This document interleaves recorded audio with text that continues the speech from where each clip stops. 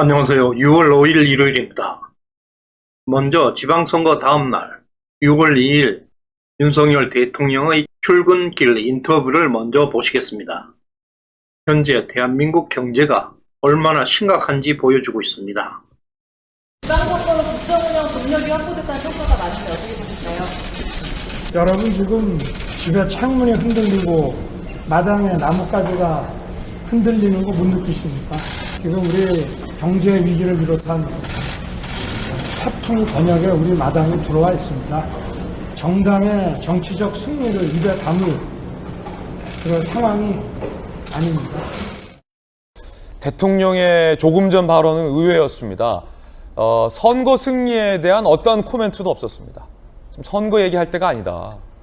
민생 경제를 살리겠다라는 말이었습니다. 경제 위기가 태풍 권역에 있다. 우리 마당까지 들어와 있다.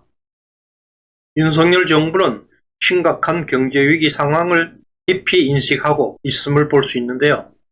오히려 현실을 낭만적으로 보는 국민들에게 경종을 울리고 있는 말씀이라 하겠습니다. 오늘의 주제는 문재인 정권은 과연 무슨 짓을 하고 떠났나? 두 번째 시간입니다. 1. 무역수지 25년 만에 최악의 적자가 계속되고 있습니다. 2. 무역수지 적자가 왜 무서운지 알아보겠습니다. 3. 문재인 정권은 무슨 짓을 했나? 이와 같은 순서로 영상을 준비했습니다. 구독과 좋아요 버튼을 꾹 눌러주십시오. 최고의 방송으로 보답드리겠습니다. 첫 번째, 무역수지가 5개월 연속 적자를 지속하고 있습니다. 작년 12월부터 올 2월달을 빼고 무역수지가 연속 5개월 적자를 보이고 있는데요. 이것은 2008년 미국 금융위기 이후 처음 있는 일입니다. 언론에서는 국제 유가 때문이라고 주장을 하고 있습니다. 웃자던 동 문재인 정부에게 면죄부를 주려는 의도입니다. 사실은 절대 그렇지 않습니다. 왜냐하면 유독 한국만 적자가 계속되고 중국, 독일, 대만 등 수출 경쟁국들은 모두 무역수지 흑자를 기록하고 있다는 점입니다. 또 국제 원유 가격은 우크라이나 전쟁이 시작된 이후 3월부터 상승을 시작했습니다. 우리나라 무역 적자는 이미 작년 12월부터 적자가 발생되고 있었습니다. 두 번째 무역수지 적자는 매우 무서운 것입니다. 수출 주도형 국가에서 무역 적자가 난다는 것은 치명적 경제 위기를 초래하게 됩니다. 아시다시피 독일의 무역 의존도는 67%, 세계 1위, 한국은 약 60%로 세계 2위를 달리고 있습니다.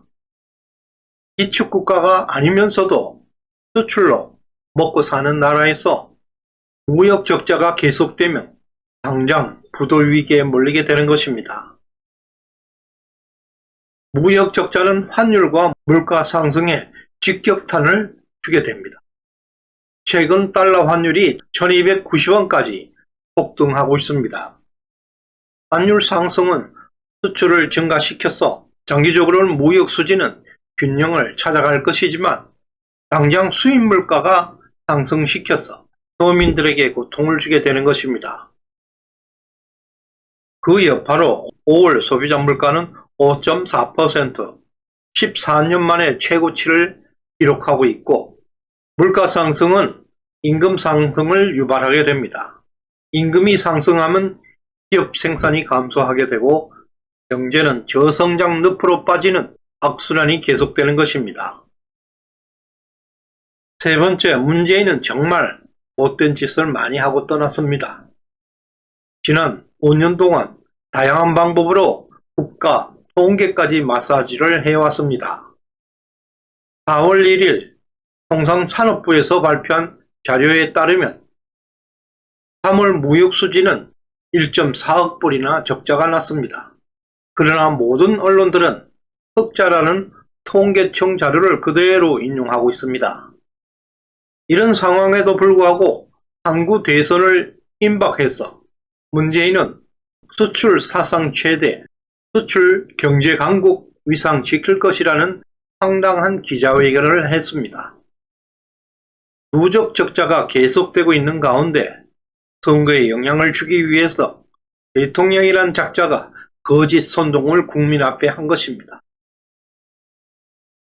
소련 공산주의가 붕괴되면서 사회주의자들은 합법을 가장한 자본주의 파괴 활동으로 전환하고 있습니다.